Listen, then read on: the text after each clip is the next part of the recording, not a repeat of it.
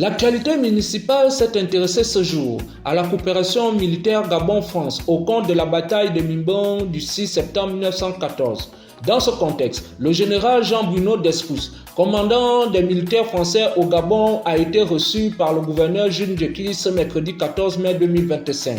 Dans les faits, c'est dans le cadre des travaux de rénovation effectués au cimetière militaire du village de Mimbon 1, dans le département du Woule, où furent inhumés les soldats tombés lors des affrontements vécus à cet endroit entre la France et l'Allemagne le 6 septembre 1914. À cet effet, le commandant des éléments français au Gabon, en séjour à Oyem, pour la livraison des dits travaux, a été fait accessibilité au gouverneur de la province du Wellington.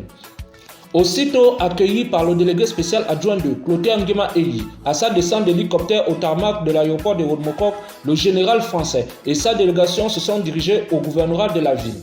Au cabinet du représentant provincial du chef de l'État et chef suprême des forces de défense et de sécurité, dont le gouverneur, le patron des militaires français a été reçu avec le général de brigade, le chef d'état-major adjoint des forces armées gabonaises, Landry Bondo. Cette audience de civilité a vu également la présence du directeur de l'Office national des anciens combattants et des militaires retraités, à savoir le général Bruno Eyingui, mais aussi du gouverneur militaire d'Oyem, le colonel Pérény Thierry Constant Révignette Ayunin. À noter qu'au terme de cette rencontre dans la commune, les deux parties se sont dirigées en cortège véhicule au site mémorial de Mimbon dans le canton Elelem, où les attendaient les populations.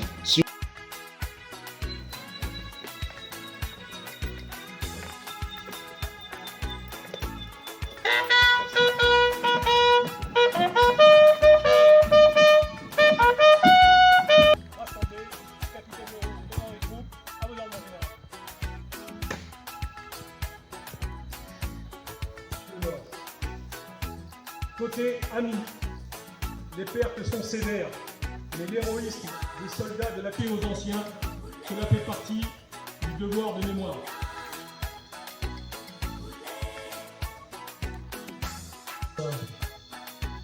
Monsieur le gouverneur de notre province, de la localité, distingués invités, mesdames et messieurs, ce geste que vous êtes venus poser, tant de morts, tant de drames, tant de destruction, de façon globale. Ce fut une tuerie de masse, un déluge de fer et de feu, un enfer de boue et de sang.